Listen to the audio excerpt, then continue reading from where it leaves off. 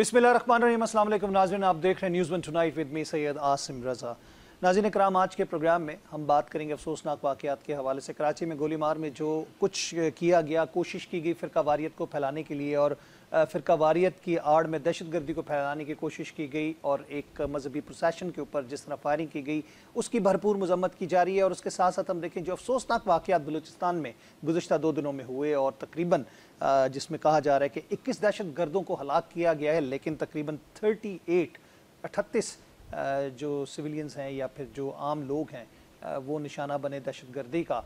और इस तमाम दहशतगर्दी के पीछे जो छुपे मकासद हैं वो कौन नहीं जानता। वो एजेंसियां जो कि पाकिस्तान के ख़िलाफ़ काम कर रही हैं, बैनुल-अक़वामी एजेंसियों की बात की जाए, फिर उसमें जो सहूलतकारी यहाँ से मिल रही है, उनकी एमा के ऊपर जो कुछ बलूचिस्तान में कार्रवाइयाँ की गई, आर्म फोर्सेस के ख़िलाफ़ हमले किए जाते हैं, जिसमें जो दहशतगर्द ख़ारजी जिनको हम कहें उनकी जो कार्रवाइयाँ हैं वो काफ़ी अरसे से जारी थी। लेकिन हम बात वही करते हैं अल्हम्दुलिल्लाह हमारी आर्म फोर्सेस, हमारी सिक्योरिटी फोर्सेस की तरफ से भरपूर जवाबी कार्रवाई, 21 दहशतगर्दों को जहन्नुम वासिल किया गया, खारजियों को जहन्नुम वासिल किया गया। और उसके साथ साथ कुछ सियासी मामलात के हवाले से बात करेंगे। इशू थी कि आज शायद एक स्पेशल इजलास कॉल किया जाएगा या होगा जिसमें कुछ आइनी तरमीम होगी जजेस के हवाले से, उनकी तकर्री या चीफ जस्टिस के हवाले से। ये शुनीद की जा रही है, ये रूमर्स थी और उसको अब अगले हफ्ते तक पोस्टपोन किया गया है। और उसमें कितनी सदाकत है और कितनी अददी बरतरी है या नहीं है हुकूमत की, नंबर गेम की बात की जाएगी। इन्हीं हवालों से आज के प्रोग्राम में गुफ्तगू की जाएगी। मेहमान शुरा का मैं तारुफ कराऊंगा, लेकिन उससे पहले लेता हूँ मैं एक वक्फा।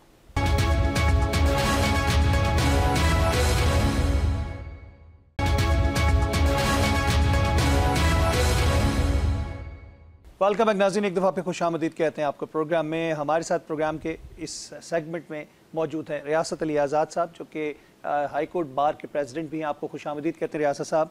इसके अलावा हमें इस हिस्से में ज्वाइन करें ब्रिगेडियर रिटायर्ड गज़नफ़र अली, दिफाई तज्ज़ियाकार हैं, आपको भी खुशामदीद कहते हैं ब्रिगेडियर साहब। ब्रिगेडियर साहब, बड़ा अफसोसनाक वाक़या, ख़ास तौर पे वाक़यात की मैं बात करूँगा गुज़श्ता 2 दिनों से कराची में गोली मार में जिस तरह एक मजहबी प्रोसेशन के ऊपर फायरिंग की गई, फ़िरका वारियत को हवा देने की कोशिश की गई और उसके ज़ाइम में नाकाम हुए दहशतगर्द। और तमाम मकतबा फ़िक्र के जो उलमा हैं उन्होंने इस हवाले से इस पे बयानात जारी किए और आवाम को पुरअमन रहने की बात की। दूसरी तरफ हम देखते हैं बलूचिस्तान में जो 2 दिन से हो रहा है, 25 और 26 की रात और कल की रात की बात की जाए, आप क्या समझते हैं कि दुश्मन को अपनी नाकामी सर पे नज़र आ रही है, अपने सामने उसको नवश्ता दीवार नज़र आ रहा है जिसके लिए मासूम जानों का निशाना बनाकर ये तबाही फेरी जा रही है? बहुत बहुत शुक्रिया। बिस्मिल्लाहिर्रहमानिर्रहीम। पहली दफ़ा तो देखिए है नहीं ये जो काम हो रहा है। पाकिस्तान में दहशतगर्दी की कॉन्स्टेंटली लहर चल रही है।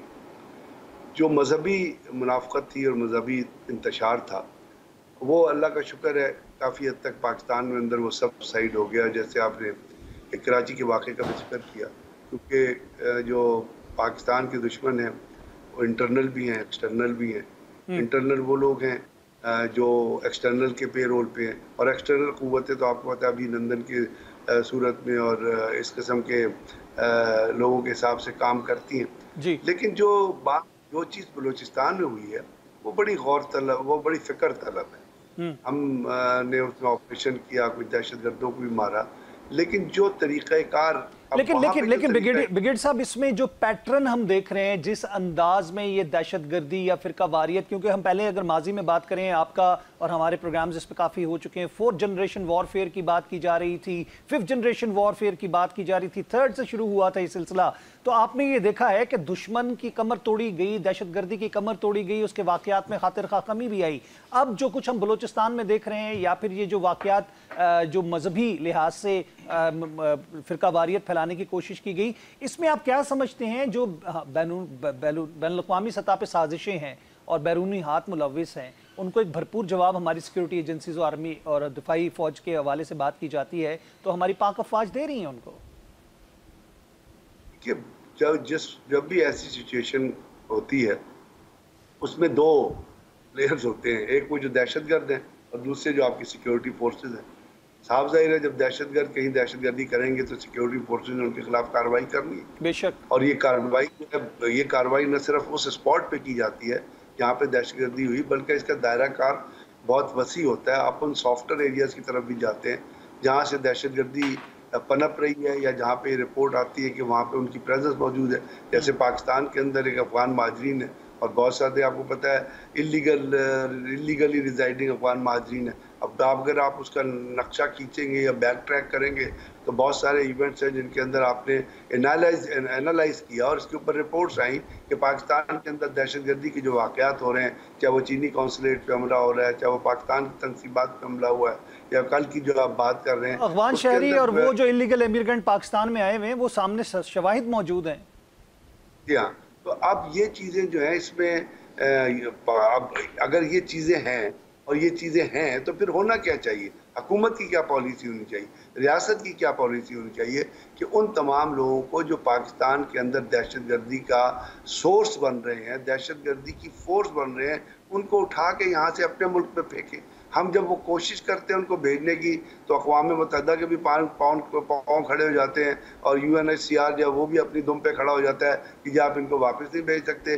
امریکہ سے 2 ڈیلیگیشنز آ جاتے ہیں کہ جی آپ ان کو واپس نہیں بھیج, ان کو تو ہم نے لے کے جانا ہے, ہم کوشش کر رہے ہیں ان کو لے کے جانے کی, اور ہم وہ جھاگ کی طرح جو ہے نیچے بیٹھ جاتے ہیں اور سارے ہمارے کلیم جو ہے وہ دب جاتے ہیں. اب اس کے بعد ساتھ ساتھ اب بلوچستان کے اندر آپ دیکھیں گے تو پنجگور سے لے کے آج کے واقعات کی طرف اس کے اندر جتنا اسلحہ استعمال ہو رہا ہے وہ تمام کا تمام امریکن اسلحہ ہے. امریکن اسلحہ کون پرووائڈ کر رہا ہے؟ اب یہاں پہ جب ہم بیرونی قوتوں کی بات کرتے ہیں تو میں بالکل اس طور پہ اپنے آپ کو ہم اس لیے مبرہ نہیں کر سکتے اس چیز سے کہ ہم بیرونی طاقتوں کو کہہ دیں گے کہ وہ انوالو ہیں. تو جو ورکر ہیں جو لوگ کام کر رہے ہیں ان میں تو بہت سارے وہ ہیں جو پاکستانی ہیں, جو مسنگ پرسنز کے طور پہ بھی جن کا کلیم سامنے آتا ہے. تو بات یہ ہے کہ جب یہ واقعات ہو رہے ہیں تو سوچ کی ضرورت یہ ہے کہ ریپیٹڈلی یہ واقعہ, اب آپ نے دیکھا ایک بلوچستان میں گوادر کے اوپر ایک انسیڈنٹ ہوا, اور گوادر میں جو انسیڈنٹ ہوا تھا وہاں پہ جو احتجاج کر رہے تھے لوگ, انہوں نے بھی سیکیورٹی فورسز پہ حملہ کیا. وہ کون لوگ تھے جنہوں نے سیکیورٹی فورسز, اور جب سیکیورٹی فورسز تو واضح آڈیو کالز آئی ہیں جن کو سنایا گیا جس میں ان کے اوپر حملہ کرنے کے لیے پیسے دینے کے حوالے سے بھی بات ثابت ہوئی. مارنگ بلوچ اور اس کے جو رفقات ہیں ان کے حوالے سے تو کافی شواہد آ چکے ہیں. بات یہ ہے کہ میں یہی تو آپ سے عرض کر رہا ہوں کہ شواہد جب موجود ہیں تو اب 2 طریقہ کار ہیں. بلوچستان کا مسئلہ صرف میری نظر میں صرف کوئی فوجی آپریشن سے حل نہیں ہو سکتا. بلوچستان میں ریپیٹڈلی آپریشنز ہوئے ہیں. آپ کو جیسے 1973 میں بہت بڑی انسرجنسی ہوئی تھی اور اس کے بعد اس انسرجنسی کو کنٹرول کیا گیا تھا.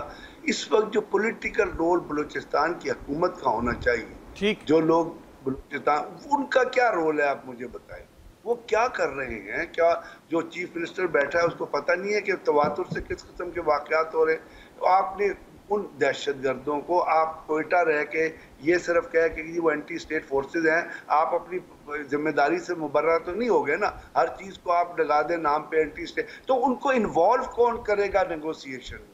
بات چیت کی ضرورت ہے, کون بات چیت کرے گا؟ ٹھیک ہو گیا, یعنی کہ ہمیں اپنے پولیٹیکل جو سائٹ ہے اس کو بھی تھوڑا سا انوالو کرنے کی ضرورت ہے. بہت بہت شکریہ غضنفر صاحب, آپ نے اپنا قیمتی وقت ہمیں دیا, اپنی رائے سے ہمیں آگاہ کیا. ہم بات کرتے ہیں جب پاکستان کے اس وقت کے حالات کے حوالے سے, تو سیاسی طور پر بھی بہت ساری چیزیں. مزید گیسٹ ہمارے ساتھ آ چکے ہیں. حافظ احسان کھوکھر صاحب ماہر قانون سپریم کورٹ کے سینئر وکیل ہیں, یہ بھی ہمیں جوائن کر سکتے ہیں. شوکت بسرا صاحب نے بھی ہمیں جوائن کر لیا, پاکستان تحریک انصاف سے ہیں. آپ کو بھی خوش آمدید کہتے ہیں. حافظ صاحب آپ کو بھی ہم خوش آمدید کہتے ہیں. ہم بڑھیں گے اب جو موروثی حالات پاکستان کے سیاسی تناظر میں آ رہے ہیں. شنید یہ ہے کہ کوئی آئینی ترمیم کی بات کی جا رہی ہے. شنید یہ ہے کہ کہا جا رہا ہے کہ ججز کے حوالے سے کوئی پیکج ایسا اناؤنس کیا جائے ترمیم کر کے قانون کے اندر, اور اس کے بعد لیجسلیشن کی جائے ترمیم کی صورت میں کہ جس میں چیف جسٹس کی تعیناتی جو ہے وہ حکومت کے کنٹرول میں ہونی چاہیے, سینیورٹی کی بیسس پہ نہیں ہونی چاہیے. شنید یہ تھی کہ آج شاید اس کو پیش کر دیا جائے گا, لیکن آج نہیں پیش ہو رہا. اب کہا جا رہا ہے کہ شاید جوائنٹ سیشن کال کر کے نیکسٹ ویک میں اس کے اوپر گفتگو کی جائے گی. یہ وہ تمام چیزیں ہیں جن کے اوپر ہم پروگرام کے اگلے حصے میں احاطہ کرنے جا رہے ہیں. میں لیتا ہوں وقفہ, اس کے بعد دوبارہ ملتے ہیں.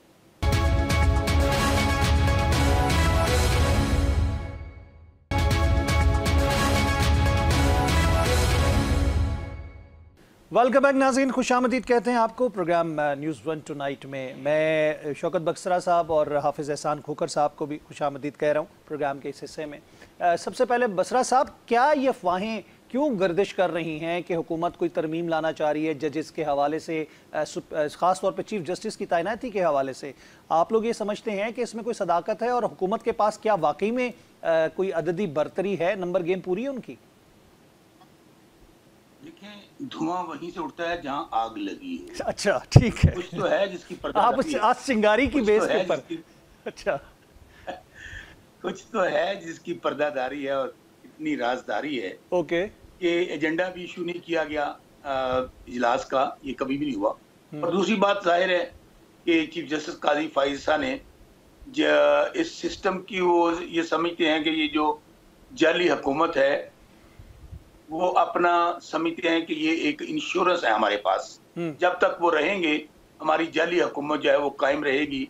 जाहिर है जितना रिलीफ उन्होंने इनको आउट ऑफ द वे जाके चीज़ों में दिया है और जितना तरीके इंसाफ के साथ जुल्म ज़्यादती हुई है वो तो पूरी कौम के सामने है कि हमारा 2/3 मेजॉरिटी का जो मैंडेट कौम ने दिया था वो आज चीफ जस्टिस काजी फाइजा उसके रास्ते में सबसे बड़ी रुकावट है।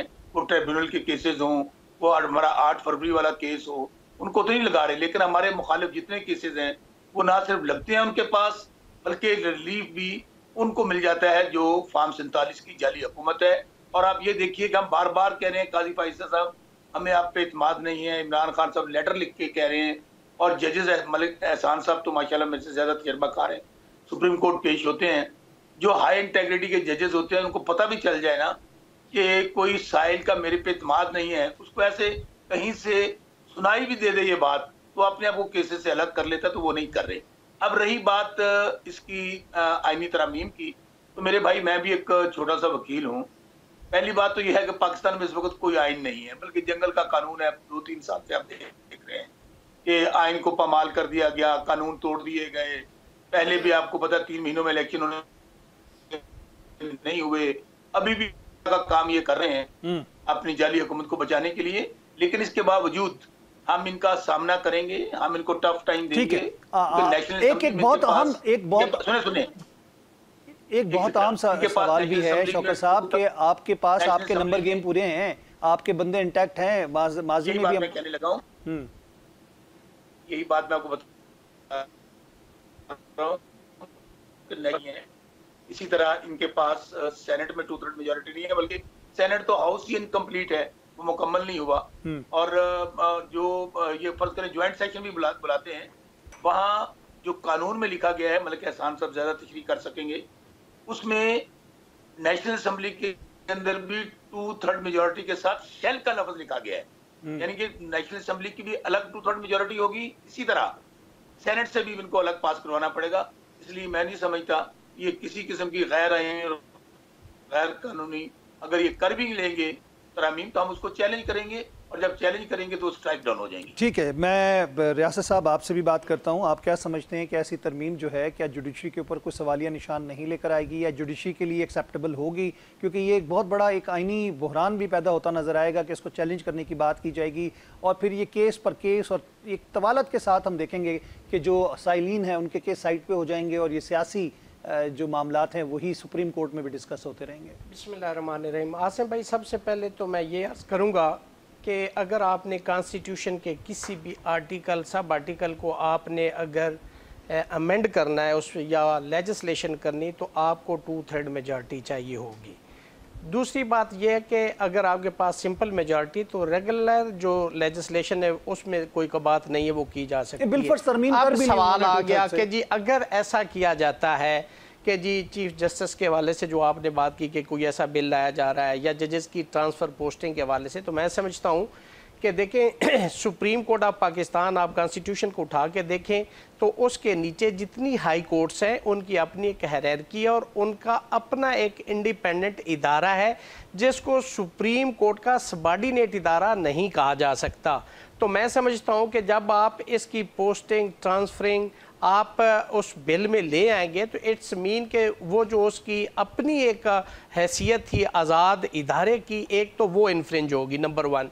सेकंड ये है कि इस तरह से जजेस को मनूवरिंग करना अपने मकासद के लिए इस्तेमाल करने का इम्प्रेशन जाएगा, जो कि मैं समझता हूँ कि जो अल जिहाद trust versus federation of Pakistan के अंदर और कॉन्स्टिट्यूशन के अंदर چونکہ ٹرائکاٹمی آف پاور کا جو پرنسپل ہے وہ لے ڈاؤن کر دیا گیا ہے کہ ہر ادارہ اپنا اپنا کام کرے گا اور عدلیہ کو انتظامیہ سے الگ کر دیا گیا. اب اگر آپ ایسی لیجسلیشن کرتے ہیں تو میں سمجھتا ہوں کہ وہ اس ادارے کی جو انڈیپینڈنس ہے اس کو ایک تو افیکٹ کرے گی. دوسرا یہ ہے کہ جو آزاد عدلیہ کا جس کے لیے ہم وکلا، جیسے بشرا صاحب نے کہا میں ایک چھوٹا سا وکیل ہوں تو میں ان سے بھی چھوٹا وکیل ہوں، تو میری ذاتی رائے میں ہم نے اس آزاد عدلیہ کے لیے ایک جنگ لڑی تھی. آپ کو یاد ہوگا جو 2007 میں شروع ہوئی تھی اور جا کے 2009 میں ختم ہوئی. ٹھیک، میں نے اس کو بھی لیڈ کرنے کا 2 دفعہ میں سیکٹری تھا اس وقت بھی، تو ہم نے اس کو بھی دیکھا.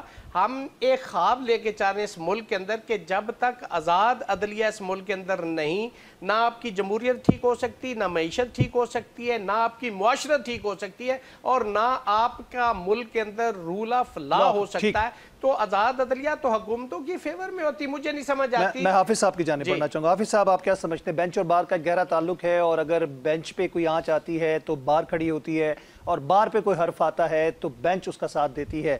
اس وقت یہ کہا جا رہا ہے، زیوم کیا جا رہا ہے، اور یہ کہا جا رہا ہے کہ شاید ایسی کوئی آئینی ترمیم کی جانے کی کوشش کی جا رہی ہے کہ جس میں ججز کی تعیناتی کے حوالے سے بات کی جائے. آپ کیسے دیکھتے ہیں کہ اگر ایسی کوشش کی گئی تو اس کے اثرات کیا ہوں گے؟ بسم اللہ الرحمن الرحیم. آسم ایک تو بات یہ ہے کہ ہمیشہ باہر ہی بینچ کے لیے کھڑی ہوئی ہے. ہمیں بڑا کم نظر آیا ہے کہ جب بینچ جو ہے وہ باہر کے لیے آیا ہو. اور ہمیشہ سے ہماری سٹرگل یہی رہی ہے، جتنے بھی لائرز ہیں، بسرا صاحب، میں، چوری صاحب، ہمیشہ ہم اس جوڈیشری کے لیے کرتے ہیں. لیکن انفارچونیٹلی جس طرح جوڈیشری کو ایز اے انسٹیٹیوشن اس ملک کے اندر ڈیلیور کرنا چاہیے، وہ ہر موقع کے اوپر انہوں نے اس طرح ڈیلیور نہیں کیا. اور ان کا جو کیوس ہے وہ الٹیمیٹلی پاکستان کے ہر ایریا کے اندر ریفلیکٹ کرتا ہے. اور ریفلیکٹ ہی ایسی چیز ہے کہ جس کے اندر آپ کے اندر ایک کانسٹیٹیوشنل سپریمیسی یا ایک رول آف لا جو ہے اس کا بنیادی طور پہ کسٹوڈین آپ کی کورٹس ہیں. اور کورٹس کو جس طرح پرفارم کرنا چاہیے انفارچونیٹلی اس طرح پرفارم نہیں کر رہی. دوسری اس چیز کے اندر یہ ہے کہ کانسٹیٹیوشنل امینڈمنٹ جو ہے وہ پارلیمنٹ کا استحقاق ہے. وہ آرٹیکل 238 یا 39 کے نیچے 239 کے نیچے کر سکتے ہیں. لیکن جو ایک چیز ہے وہ میں اس کو بالکل کلیئر کرتا ہوں، جو بسرا صاحب نے بھی کہا کہ کوئی بھی آپ کی کانسٹیٹیوشنل امینڈمنٹ جوائنٹ سیشن کے اندر نہیں پیش کی جا سکتی. اس کے لیے آپ کو انڈیپینڈنٹ ہاؤس کے اندر جانا پڑے گا، چاہے سینٹ ہے یا اس کے بعد آپ کی نیشنل اسمبلی ہے. اور اگر کوئی ہوتی ہے، پیش ہوتی ہے، تو آپ کو اس کی ٹوٹل ممبرشپ اس ہاؤس کی اس کی 2/3 میجورٹی چاہیے. یہ نہیں ہے کہ جس طرح آپ کی نارمل لیجسلیشن آتی ہے اس کے اندر آپ کے جو پریزیڈنٹ ممبرز ہوتے ہیں اس کی بنیاد کے اوپر آپ کر لیتے ہیں. اور اگر ایک ہاؤس اس کو پاس کرتا ہے تو 2/3 کے ساتھ. اور اس وقت جو نیشنل اسمبلی کا فگر ہے وہ تقریباً 234 بنتا ہے، اور 224 کا پاس کرنا جو ہے وہ ضروری ہے. دوسرا آپ کا سینٹ ہے، وہ آلموسٹ اس وقت آپ کے 96 کے قریب ممبرز ہیں. تو 73 ممبرز جو ہیں اگر وہ اس کو ووٹ کرتے ہیں تو وہ ایک کانسٹیٹیوشنل امینڈمنٹ آئے گی اور پھر وہ پریزیڈنٹ کی طرف جائے گی، اور پریزیڈنٹ جو ہے وہ ایکٹ آف پارلیمنٹ کے طور پہ کر لے گا. آپ نے دیکھا ہوگا کہ جب یہ رجیم چینج والی بات ہوئی تھی، نو کانفیڈنس بل ہوا تھا، تو اس میں جو نمبر گیم تھی وہ چینج ہوئی تھی. اور پاکستان تحریک انصاف کے بہت سارے لوگ جو تھے جن کو بعد میں باغی، غدار یا جو کچھ لقبات دیے گئے، تو آپ کو لگتا ہے کہ ہم نے ماضی میں بھی دیکھا، صادق سنجرانی صاحب کے حوالے سے بات کی جاتی ہے، ان کی حکومت تھی بسرا صاحب لوگوں کی، تو اس وقت 38 اور 56 کا ریشو تھا، لیکن جب رزلٹ نکلا تو بالکل اپوزٹ نکلا. یعنی کہ جو میجورٹی تھی وہ منورٹی میں تبدیل ہو گئی، اور منورٹی جو تھی وہ میجورٹی. نہیں عاصم، اس کے اندر 3 ہیں. ایک تو یہ ہے کہ جو وہ ووٹس چینج کیے گئے تھے وہ سارے کے سارے جو چیئرمین سینٹ کا الیکشن ہے یا آپ کا اسپیکر کا الیکشن ہے، چونکہ یہ ہاؤس کے کسٹورین ہوتے ہیں تو اس کے لیے آپ کو سیکرٹ بیلٹ ہے. اور وہ ہوا اس طرح کہ جب ریزولوشن موو ہوئی تھی تو وہ زیادہ تھی، جب وہ ووٹ کاسٹنگ ہوئی تو ووٹ کم ہو گئے، اور جب وہ دوبارہ ہوا تو پھر سارے کھڑے ہو گئے کہ یہ چیز ہے. تو یہ جو آپ کا ووٹ آف نو کانفیڈنس نہیں ہے، یہ آپ کا یہ آپ کا الیکشنز نہیں ہے. اس کے علاوہ پاکستان کے جتنے بھی آپ کے پروسیس ہیں اور آپ کی کانسٹیٹیوشنل امینڈمنٹ جو ہے وہ آپ کی شو آف ہینڈ کے ذریعے، اس کے اندر سیکرٹ ووٹنگ نہیں ہوتی. نہ لیجسلیشن کے وقت سیکرٹ ووٹنگ ہے، آپ نے کھڑے ہونا ہوتا ہے یا آپ نے ہاتھ اٹھانا ہوتا ہے. اور اس کیس کے اندر بھی کانسٹیٹیوشن امینڈمنٹ کے اندر آپ نے ہاتھ اٹھانا ہے، اور اس ہاتھ اٹھانے کے اندر یہ ہے کہ آپ کا کاؤنٹ کیا جائے گا یا آپ کا کاؤنٹ نہیں کیا جائے گا. اور اگر آپ کی پارلیمنٹری پارٹی جو ہے وہ اس چیز کا فیصلہ کر لیتی ہے کہ ہم نے اس امینڈمنٹ کے اگینسٹ جانا ہے، یا اس کی فیور کے اندر جانا ہے، اور وہ شخص جو اس پارلیمانی پارٹی کا ممبر ہے اگر وہ پارٹی کی ڈائریکشن کے خلاف کوئی فیصلہ دیتا ہے تو آپ کا آرٹیکل 63A جو کانسٹیٹیوشن کے اندر ہے وہ ایکشن کے اندر آئے گا، اور ایک ڈیفیکشن آئے گی، اور اس ڈیفیکشن کے اندر یہ ہے جو اب تک سپریم کورٹ کی ججمنٹ آ چکی ہے جس کو ابھی تک ریویو نہیں کیا گیا، اس کے اندر یہ ہے کہ نہ آپ کا ووٹ کاؤنٹ ہوگا اور نہ ہی جو ہے آپ ڈسکوالیفائی کر دیے جائیں گے، تو یہ دونوں چیزیں وہاں پہ اویلیبل ہیں۔ ٹھیک ہے، بسرا صاحب کی طرف جاؤں گا۔ بسرا صاحب گفتگو سنی آپ نے، دونوں ماہر وکلا، آپ بھی خود وکیل ہیں ماشاءاللہ، چھوٹے تو نہیں، آپ ماشاءاللہ پائے کے وکیل ہیں۔ آپ کیا سمجھتے ہیں کہ اس وقت حکومت کی عددی برتری کی تو ہم نے بات کر لی، لیکن ڈیفیکشن یا پھر ہم ڈیفالٹ کی بات کرتے ہیں تو بائی ڈیفالٹ بہت سارے لوگ جو تھے پہلے بھی ماضی میں بھی ہم نے دیکھا ہارس ٹریڈنگ ہوئی، یعنی فلور کراسنگ کی بات کی گئی، یہ تمام چیزیں جو ہیں اسی سیاست کا حصہ ہیں، ڈسکوالیفائی ہو جائیں کچھ بھی ہو جائے، اگر یہ ووٹ بھی نہ کاؤنٹ ہو، لیکن ایک معمہ جو سے کہتے ہیں کہ ایسا نظر آئے گا ہمیں کہ جو بظاہر ایسی لیجسلیشن کے بعد ایک کوسچن مارک بن جائے گی، نہ صرف حکومت کے لیے مسئلہ ہوگا بلکہ پورے پاکستان کے جو عدالتی نظام ہے اس کے اوپر امپیکٹ کریٹ کرے گا۔ عاصم بھائی، پہلی بات تو اس سوال کا جواب دینے سے پہلے جو گفتگو چوری ریاست صاحب نے اور میرے بھائی حافظ احسان صاحب نے کی، حافظ احسان صاحب نے کی، میں ان کے ایک ایک بات سے ایگری کرتا ہوں اور ان دونوں بھائیوں کو خراج تحسین بھی پیش کرتا ہوں کہ جس طرح انہوں نے ہم ہمیشہ کہتے ہیں کالا کوٹ جو ہمیشہ وہ قانون کی بینچ کے لیے کھڑا ہوا ہے، قانون کے لیے بینچ کے لیے کھڑا ہوتا ہے، قانون کی سپرمیسی چاہتا ہے، اور ہمیشہ ہم نے بہت قربانیاں دی ہیں۔ دونوں بھائیوں کو میں خراج تحسین پیش کرتا ہوں، دونوں ماشاءاللہ پروفیشنل لائرز ہیں، اور ہمیں امید ہے کہ اگر جو اب تھوڑا بہت آزادی ہمیں حاصل ہے، آج کل تو حالت یہ ہے کہ ججز جنہوں نے انصاف دینا وہ خود انصاف مانگ رہے ہیں، تو جب چیف جسٹس سپریم کورٹ خود اس کا حصہ بن جائے تو آپ حالات آگے دیکھ سکتے ہیں۔ جو ان کی امید تو chief justice high court supreme court اور چیف جسٹس اسلام آباد ہائی کورٹ ہے، اور ان دونوں کا کنڈکٹ بڑی معذرت کے میں سمجھتا ہوں وہ خود اپنے بینچ کے ساتھ کھڑے نہیں ہو رہے، باہر تو کھڑی ہوتی ہے۔ بات تھوڑی سی کنٹروورشل ہو جاتی ہے کہ جس طرح لاگے اویتا نہیں جانے، بات یہ آتی ہے کہ جب شوکت صدیقی صاحب والا کیس ہوا وہاں پہ کوئی جج نہیں بولا، جب قاضی فائز عیسیٰ والا کیس ہوا کوئی اس وقت نہیں بولا، اور ان صاحبان نے اپنے کیسز خود پلیڈ کیے، اور اس وقت اگر یہ ججز آواز بلند کر لیتے تو شاید آج یہ معاملات نہ ہوتے جس طرح ججز جو ہیں اپنے لیے خود تحفظ مانگ رہے ہیں۔ عاصم بھائی، جہاں تک قاضی فائز صاحب کا معاملہ ہے، مجھے ابھی تک یاد ہے پوری سپریم کورٹ ان کے ساتھ کھڑی ہوئی تھی۔ جہاں تک شوکت صدیقی صاحب کی بات ہے، میں نے جو گفتگو سنی وہاں بار میں، ظاہر ہے کہ اسلام آباد ہائی کورٹ میرا دوستوں کے ساتھ آنا جانا رہتا ہے، اس وقت وہ کھڑے ہوئے تھے، لیکن اس وقت جو کچھ ان کے ساتھ ہوا وہ نہیں ہونا چاہیے تھا، لیکن الحمدللہ ان کو بعد میں ریلیف ملا۔ اب دوسری بات جو آپ کہہ رہے ہیں کہ ہمارے لوگ، دیکھیں بات یہ ہے کہ ہمارے لوگ جو ہیں، مجھے امید تو ہے کوئی فلور کراسنگ نہیں کرے گا۔ آپ کو پتہ ہے کتنا پریشر ہے، کتنا ان کے اوپر لوگوں کو اغوا کیا جا رہا ہے، ان پہ ریڈ کیے جا رہے ہیں۔ ابھی ہمارے ایم این اے منڈی بہاؤدین سے امتیاز صاحب، ان کو اغوا کر لیا گیا، اور پھر انٹرسٹنگ کیس اس میں یہ ہوا کہ ان کی گرفتاری ڈال دی ایئرپورٹ پہ، ملتان ایئرپورٹ پہ، کہ یہ ملک سے باہر بھاگ رہے تھے اینٹی کرپشن والوں نے، اور ان کا پاسپورٹ وہ جو ہے وہ ویزا لگنے کے لیے ایمبیسی میں گیا ہوا تھا۔ یہ تو حالت ہے، تو پریشر تو بہت زیادہ ہے کہ جو ہمارے ایم این ایز کو باقاعدہ کالز آ رہی ہیں، تھریٹ کیا جا رہا ہے، اور کہا جا رہا ہے کہ آپ پہلے تو کہا جا رہا ہے لیکن بسرا صرف فرکشن تو ہر طرف موجود ہے، آپ کی جماعت کے اندر بھی شدید اختلافات سامنے آ گئے ہیں۔ علیمہ خان صاحبہ کی آڈیو ریکارڈنگ جو ہے، اور خاص طور پہ آپ کی قیادت کے حوالے سے جو بات چیت کی جا رہی ہے، تو اس کا تو بینیفٹ یہی ہے نا کہ پھر دوسرے فائدہ اٹھاتے ہیں، اور اس میں سے آپ کے اندر کے لوگ ہی جا کے نہ صرف معاملات طے کرتے ہیں بلکہ اپنے آپ کو کسی نہ کسی چیز کے حوالے سے وفاداریاں بھی شو کراتے ہیں۔ اصل میں پہلی بات تو یہ ہے کہ تحریک انصاف پاکستان کا نام ہے، 95% پاکستان عمران خان کے ساتھ کھڑا ہے۔ اتنی بڑی جماعت میں چھوٹے چھوٹے واقعات ہوتے رہتے ہیں، اور یہ واقعات ہونے بھی چاہیں، اختلاف رائے ہوتا ہے۔ یہ کون سا موروثی جماعت ہے کہ نسل در نسل دو جماعتیں، پیپلز پارٹی اور مسلم لیگ نون، دیکھ لیں کہ دادا جان سے لے کر ابھی پوتے پوتیاں ہیں وہ پارٹی کے لیڈر ہیں، بڑے بڑے قادور لیڈر ہیں جو ان کے پیچھے کھڑے ہوتے ہیں۔ میرا اشارہ آپ سمجھے نہیں ہیں میرے خیال سے شوکت بسرا صاحب، بھائی آپ میرے اشارے کو سمجھے نہیں۔ میں نے کہا اختلافات کا فائدہ کون اٹھاتا ہے، اور آپ کے بہت سارے لوگ وفاداریوں کا حلف اٹھاتے ہیں جا کے کہیں اور۔ بھائی جان میں اس بات پہ آنے لگا ہوں، اختلافات کا فائدہ کوئی بھی اٹھائے، ایک بات ذہن میں رکھیں کہ جتنے لوگ منتخب ہو کر آئے ہیں وہ کہتے ہیں نا جان اللہ دی ووٹ خان دا، خان نے کھمبے کو ووٹ دیا وہ جیت گیا. جو بھی خان کے ووٹ کے ساتھ اور عوام کے ووٹ کے ساتھ غداری کرے گا میرے بھائی اس کی سیاست تو ختم ہونی ہے. آپ دیکھ لیں یہاں پر پرویز خٹک، محمود خان، جہانگیر ترین، علیم خان ایم این اے تو ایم پی کیا، ان کی سیاست ختم ہوگی میرے بھائی. تو پریشر کے باوجود اختلافات دیکھیں اختلافات جو ہیں وہ پارٹیز کے ہر پارٹی کے اندر ہوتے ہیں.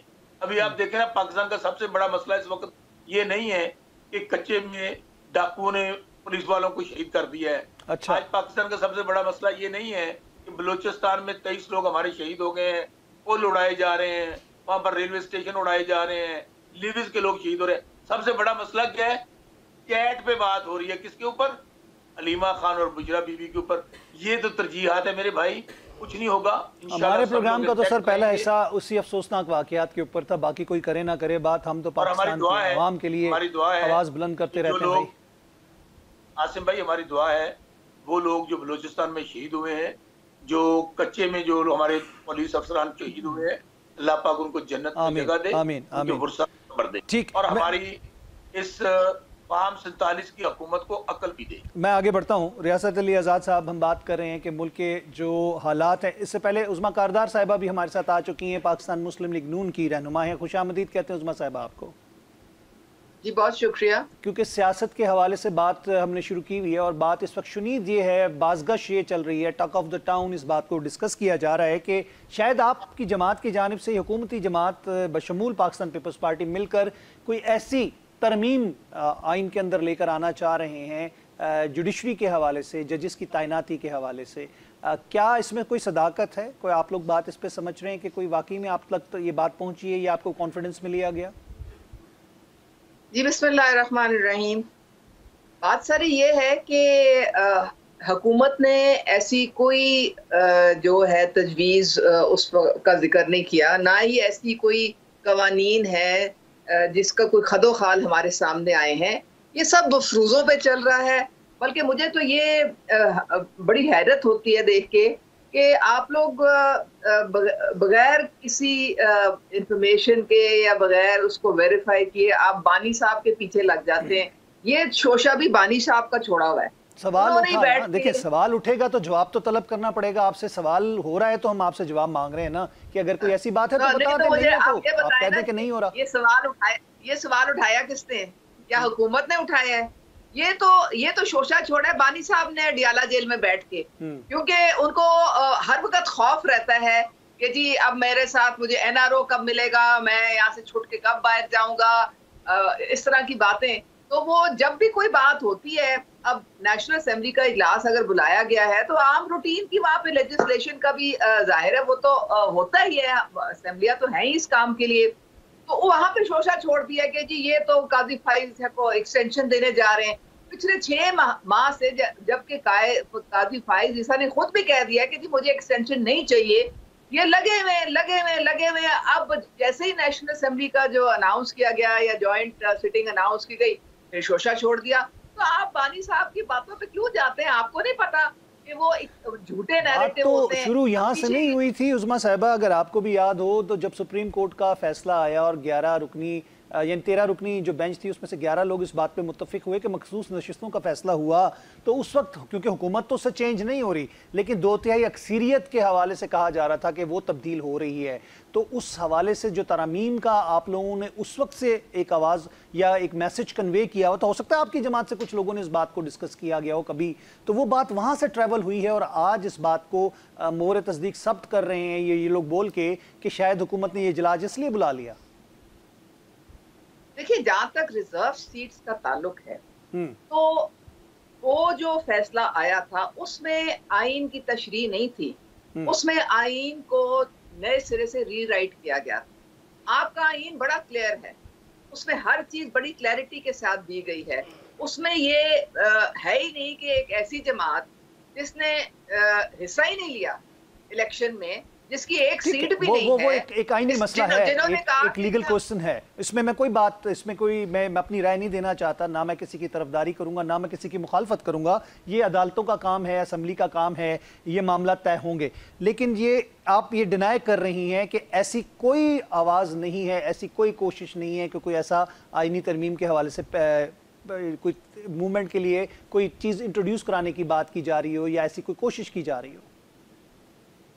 बात सारी ये है, जहां तक रिजर्व सीट्स का ताल्लुक है, अगर कोई इब्हाम था हमारी जुडिशरी में, तो इसका मतलब है कि उनको पहले चाहिए था कि ये जो केस है इसको वापस पार्लियामेंट भेजते और कहते जी आपकी जो आइन में इब्हाम है रिजर्व सीट्स के मुतालिक, तो आप इसको एक बेहतर तरीके से इसको आप जो है वो उस्मा साहिबा, पाकिस्तान की जो सियासी तारीख है वो बहुत तल्ख है और तमाम लीडरान की अगर हिस्ट्री निकाल के देखी जाए तो 1997 का वाक़या सुप्रीम कोर्ट पर हमले की भी बात आ जाती है। उसके अलावा जुडिशरी के अंदर तजाद जो था उसके मैं मामलात में तय में नहीं जाना चाह रहा, लेकिन मैं यही चाह रहा हूँ क्योंकि बात सियासत के हवाले से आती है तो पाकिस्तान की तारीख भी पढ़ने की है, उसको वापस थोड़ा सा रिकॉल करने की ज़रूरत हो जाती है, इसलिए लोग इसके ऊपर क्वेश्चंस कर रहे होते हैं। मैं वक्फा लेता हूँ, वक्फे के बाद हमारे जो मेहमान और शुरका शामिल हैं और ख़ासतौर पर कानूनी माहिरीन मैं बल्कि कहूँगा, तो उनसे भी इस हवाले से गुफ्तगू करेंगे। हम लेते हैं वक्फा, उसके बाद दोबारा मिलते हैं।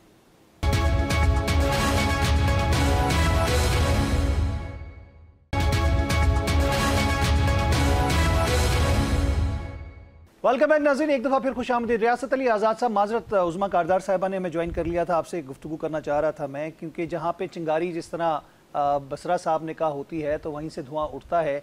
आप समझते हैं कि ऐसी कोई कोशिश की जा रही है या की जाने वाली है? क्योंकि हमने मखसूस नशिस्तों का रेफरेंस भी डाला कि वहाँ से ही शोर उठना शुरू हो गया था कि इसको किसी सूरत कबूल नहीं करेंगे। उसकी वजह यही है कि फ्यूचर में कुछ आईनी तरामीम करवानी है ऐसी। उसमें आसिम भाई बात ये है कि जैसे उज़मा साहिबा फरमा रही थी, मैं पहले थोड़ा सा उसको भी क्लैरिटी उसके अंदर ले आऊँ और क्लियर कर दूँ, चूँकि आपके व्यूवर्स इसको सुन रहे हैं। जो 200 केस है सुप्रीम कोर्ट 1958, जिसके अंदर जस्टिस मुनीर ने नज़्ज़ ज़रूरत को जन्म दिया था, उसमें FCR जो था फ्रंटियर क्राइम रेगुलेशन को चैलेंज किया गया था और उसमें उन्होंने ये होल्ड किया कि अगर विदाउट ब्लड शेड कोई चेंज आती तो वो लेजिटिमेट चेंज है।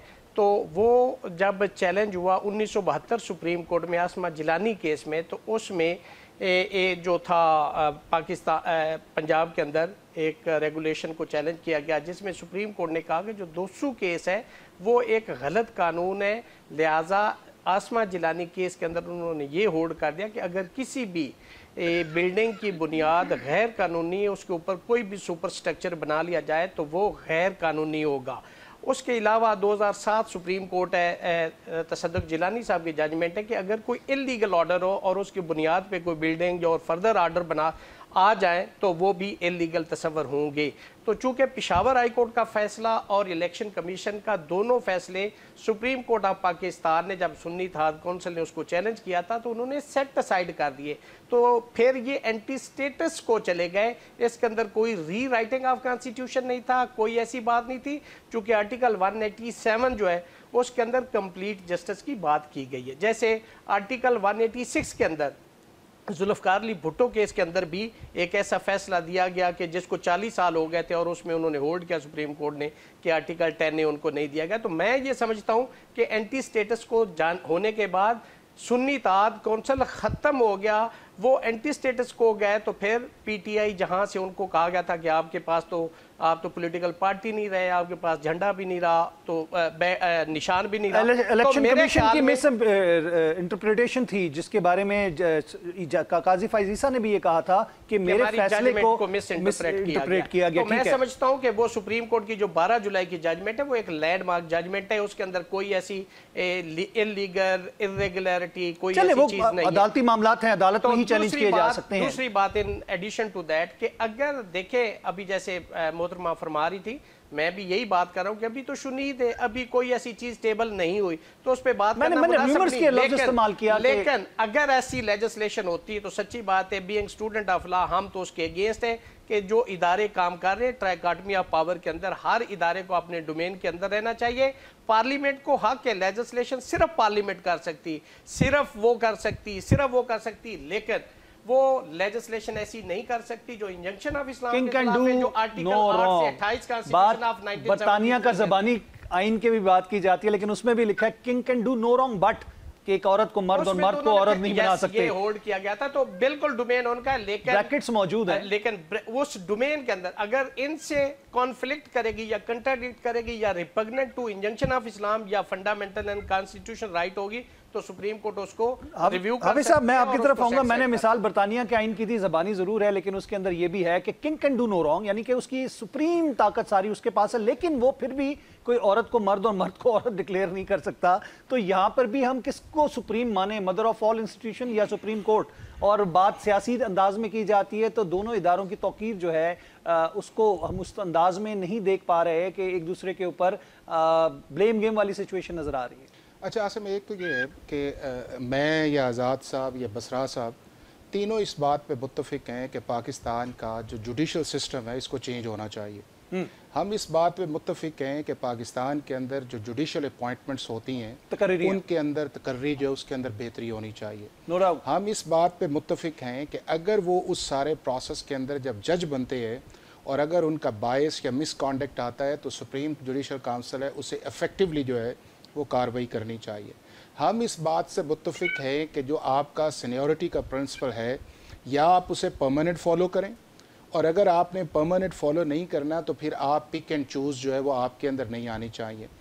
ہم تینوں اس بات پہ متفق ہیں کہ پاکستان کے اندر جو جوڈیشل اپوائنٹمنٹس کی جاتی ہیں وہ صرف سپریم کورٹ کے جج نہیں لگائے جاتے بلکہ ہم ان کو ایز اے چیف جسٹس کے طور کے اندر اس سپریم کورٹ کے اندر لے کے آتے ہیں کہ جی فلاں سال کے اندر کون چیف جسٹس ہوگا اور میں نے کس کو لے کے آنا ہے. اور ہمارے سامنے یہ ریسنٹ ایگزامپلز جو ہیں وہ موجود ہیں.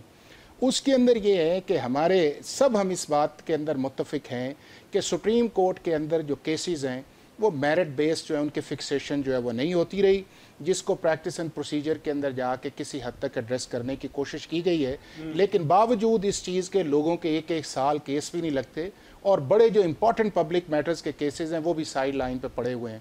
اب اگر ان سارے کانٹیکس کے اندر دیکھا جائے تو پاکستان کے اس سسٹم کے اندر کانسٹیٹیوشن امینڈمنٹس جو ہیں ان کی ضرورت ہے، اور وہ ضرورت جو ہے ہم نے کچھ جسٹیفائی بھی کیا ہے اسی سپریم کورٹ کے اندر. آپ نے دیکھا کہ جب لاہور ہائی کورٹ کے چیف جسٹس کو لگانا تھا تو اس سے پہلے آج تک کبھی جب سے 73 کا کانسٹیٹیوشن آیا ہے، جل جہاد ٹرسٹ آیا ہے، کبھی بھی اس طرح نہیں ہوا کہ ایک پینل بنا ہو اور وہ پینل جو ہے جوڈیشل کونسل جو ہمارا جوڈیشل کمیشن ہے وہاں پہ گیا ہو اور وہاں کے اوپر ہم نے نمبر 3 کو چیف جسٹس کے طور پہ لگایا، ہم نے وہ لگایا اور آپ کے وہ سامنے. کبھی بھی اس طرح نہیں ہوا کہ سپریم کورٹ کے اندر اگر آپ کسی جج کو لے کے آتے ہیں تو آپ پینلز بیس لائیں. کبھی آپ 4 کو لے آتے ہیں، کبھی 3 کو لے آتے ہیں، لیکن ہم نے کیا کیا کہ ہم نے کہا کہ ہر سیٹ کے اگینسٹ 2 آنے چاہیے. تو اگر سپریم کورٹ نے بذات خود وہ جواز مہیا کر دیا ہے کہ آپ نے ایک پینل کے اندر آنا ہے، اور ابھی تک میں انٹرسٹنگلی آپ کو بتاؤں کہ ہماری 18 جب امینڈمنٹ آئی تھی آرٹیکل 175A آیا تھا، اس سے پہلے جو امینڈمنٹ آئی تھی تو جو اپوائنٹمنٹ کا پروسیس تھا وہ بیلنس تھا. اس کے اندر آپ کی جو پارلیمنٹ تھی اس کا بھی رول تھا، اس کے اندر جو تھی آپ کی جوڈیشری اس کا بھی رول تھا. لوور جوڈیشری سے بھی لوگ پروموٹ ہوتے تھے. نہیں وہ تو ایک آتا تھا یعنی کہ ایلیویشن کے اندر. لیکن ہوا یہ کہ جب اس وقت کے چیف جسٹس نے کہا کہ جی میری چونکہ اتھارٹی نہیں اس کے اندر جو ڈیسیزو قسم کی ہے تو آپ 19th امینڈمنٹ لے کے آئے، نہیں تو 18th جو ہے وہ آپ کے پاس پڑی ہوئی ہے. اب اس کے اندر یہ ہے کہ جوڈیشری کا ٹلٹ جو ہے وہ اس سارے پروسیس کے اندر ہے. اب اگر پارلیمنٹ جو ہے اور 175A کے اندر جو ہے آپ کا جو چیف جسٹس ہے اس کا پروسیس بھی 175 کے A کے اندر ہی لکھا ہوا ہے. اب ہم کنونشن کے طور پہ سینئر پاکستان کے آئین میں کسی جگہ نہیں لکھا ہوا سوائے اس چیز کے کہ اگر آپ نے ایکٹنگ چیف جسٹس لگانا ہے تو آپ کو سینئر موسٹ لگانا چاہیے. باقی آپ نے فالو کرنے ابھی تک الجہاد ٹرسٹ کو جس کے اندر جسٹس سجاد گئے تھے. اب اگر پارلیمنٹ اس کو ایک کر لیتی ہے، اس پروسیس کو کر لیتی، پتہ نہیں اب کریں گے یا نہیں کریں گے، تو کیا یہ جو پروسیس بنانا ہے یہ پاکستان کے فنڈامنٹل رائٹس کی وائلیشن ہے؟ تو میں ود ڈیو ریسپیکٹ کہتا ہوں کہ یہ ایک پروسیجرل چیز ہے. ہاں اس کا پولیٹیکل امپیکٹ جو ہے وہ شاید کئی جگہوں پہ جائے، چونکہ ہمارے ملک کے اندر ججز کی لائکنگ اور ڈس لائکنگ بہت ہے. ہم ہر آنے والے چیف जस्टिस को कहते हैं कि यही हमारा मसीहा है, और जब वो उस प्रोसेस के अंदर पड़ता है तो हम कहते हैं कि इससे जब जान कब छूटेगी। तो मेरा ये ख्याल है कि अगर इस ब्रॉड एस्पेक्ट, हाँ जब वो चीज़ें आएंगी देखी जाएंगी, लेकिन मैं ये समझता होना वो चाहिए जो इस मुल्क के मफाद के अंदर, इस जुडिशरी के मफाद के अंदर वो आना चाहिए और एक कंसेंसस के साथ आना चाहिए ताकि ये मुल्क जो है वो आगे जाए। शौकत साहब, आप इसका क्या जवाब देंगे? आप एक दफ़ा इस चीज़ को, प्रोसेस को कंप्लीट होने दें। हो सकता है ये किसी के सियासी मफादात के अगेंस्ट हो और किसी के फेवर में हो। ये पाकिस्तान के अंदर इस तारीख का हिस्सा है कि कुछ उसको अपने हक में लेते हैं, कुछ उसके जिसके खिलाफ फैसला आएगा, जाहिर बात है वो उसको खिलाफ समझेगा, अपने खिलाफ बात समझेगा। आप कैसे देखते हैं इसको? आसिम रजा साहब, आज यही सवाल इमरान खान साहब से जेल में किया गया कि आपके साथ कुछ एस्टेब्लिशमेंट या किसी के कोई मुज़ाकरात हो रहे हैं। उन्होंने क्या जवाब दिया? उन्होंने कहा मैं किसी से भी बात करूंगा तो वो सिर्फ और सिर्फ आइन और कानून के दायरे में रह के करूंगा, और वो करूंगा जो हमारा आइन कहता है। हम तो बार बार यही कह रहे हैं कि पाकिस्तान को अगर कोई चीज बचा सकती है, सियासी इंतशार को खत्म कर सकती है, मुआशी इस्तेहकाम आ सकता है, ये जो अफरा तफरी है इस वक्त मुल्क के अंदर, उसको एक ही चीज बेहतर कर सकती है, एक ही चीज पे अगर फॉलो किया जाए वो है आईने पाकिस्तान, जिसमें हर तरह का इलाज मौजूद है, हर मर्ज का, हर डिपार्टमेंट का रोल उसमें बताया गया है, अदलिया क्या करेगी। लेकिन मुज़ाकरात के लिए तो बानी साहब किसी और से बात करने के लिए तैयार होते हैं, सियासतदानों से बात नहीं करते। मैं बता देता हूँ एस्टेब्लिशमेंट क्या करेगी। मुज़ाकरात हम इसलिए उनसे करना चाहते हैं, वो डील के लिए नहीं करना चाहते। इस तरह माजी में 50 रुपए के स्टाम्प पे डील हो गई, वो 5 साल के लिए गया, डील 10 साल की थी, खाना काबा में बैठ के कहते रहे मियाँ साहब ने मेरी 5 साल की डील है। एब्सोल्युटली नॉट, बिल्कुल डील के लिए नहीं। सिर्फ किस बात के लिए डायलॉग करना चाहते हैं कि ये जो फार्म 47 की हुकूमत है, जो अवाम के नुमाइंदे नहीं है, जो हारे हुए हैं, जो सारे के सारे फार्म 47 के जरिए जालसाजी के साथ जो निज़ाम कायम किया गया है, एस्टेब्लिशमेंट को ये कहना चाहते हैं आपका रोल ये नहीं है कि आप इनको प्रोटेक्ट करें। आज आसिम साहब एस्टेब्लिशमेंट इनके सर से हाथ उठा ले, ये हुकूमत, जाली हुकूमत 48 घंटे नहीं चल सकती। उनको यही कहना चाहते हैं कि आप, हमारा आइन कहता है, उसके अंदर आपका वाज़ेह रोल है, आप उस पर चले जाएं और पाकिस्तान के मसाइल हल हो जाएंगे। लेकिन एक आपके साथ मैं बात करना चाहता हूँ, और हाफिज एहसान साहब और रियासत साहब इसमें हमें गाइड करें, जो लोग नाजरीन न्यूज़ 1 देख रहे हैं, आसिम रजा का प्रोग्राम जो हमें सुन रहे हैं, ये बताएं दोनों भाई के जो चीफ ऑफ आर्मी स्टाफ हैं या फौज की जो रिटायरमेंट एज है, और चीफ जस्टिस की और आम सरकारी अफसरान जो हैं उनकी रिटायरमेंट एज क्या है, ये जरा गाइड करेंगे दोनों भाई, या किसी को पता हो तो जरा बता दें मुझे, ताकि अगला सवाल करें हम लोग। अपने आर्गूमेंट को मैं देना चाहता हूँ आप जी। मैं दोनों अपने मोअज़्ज़िज़ दोस्तों से पूछना चाहूँगा, मेहमानों से, क्या एज है जी? वो पूछ रहे हैं कि जी इस वक्त हमारे इदारों के सरबराहान के हवाले से रिटायरमेंट की 65 आई थिंक। नहीं, जो पाकिस्तान के हाई कोर्ट है उसके अंदर 63 साल है, वो 63 हाई कोर्ट और जो आपका सुप्रीम कोर्ट है उसकी है 65 साल। अब जिस तीसरी की तरफ आप इशारा कर, अब वो फौज के अंदर क्या है? नहीं, मैं उसके अंदर ये बताता हूँ कि उसके अंदर ये है कि वो आप जब आप किसी को लेफ्टिनेंट जनरल बनाते हैं तो उस लेफ्टिनेंट जनरल बनाने के बाद जो है, अगर वो पाकिस्तान का आर्मी चीफ बन जाता है तो उसके अंदर फिर उसका 3 साल का जो टेन्योर है, अब उसकी जो फर्दर 3 साल का टेन्योर था, जिसके अंदर एक आपको याद होगा कि कन्फ्यूजन जस्टिस आसिफ सईद खोसा साहब के बेंच में भी गई थी, और वहाँ पे भी जो इशू आया था जो बसरा साहब ने अभी किया है, तो उस चीज़ को फिर पाकिस्तान की पार्लियामेंट ने एक यूनानिमस जो था वो एक लॉ पास किया था, जिसमें PTI भी थी, PMLN भी थी, पीपल्स पार्टी भी थी, और सारी पॉलिटिकल पार्टीज थी, कि उस प्रोसेस को अगर आपने फर्दर लेके जाना है तो वो अब थ्रू एक्ट ऑफ पार्लियामेंट है, और अगर एक्ट ऑफ पार्लियामेंट के अंदर उस प्रोसेस को अडॉप्ट किया जाता है तो पाकिस्तान का जो आर्मी चीफ है उसे एक्सटेंशन मिल सकती है आफ्टर, अगर उनकी एज जो है उस ब्रैकेट नहीं, वो वेरी करती है ना। मैंने आपसे यही कहा है ना कि जिस दिन आपका आर्मी चीफ जो है,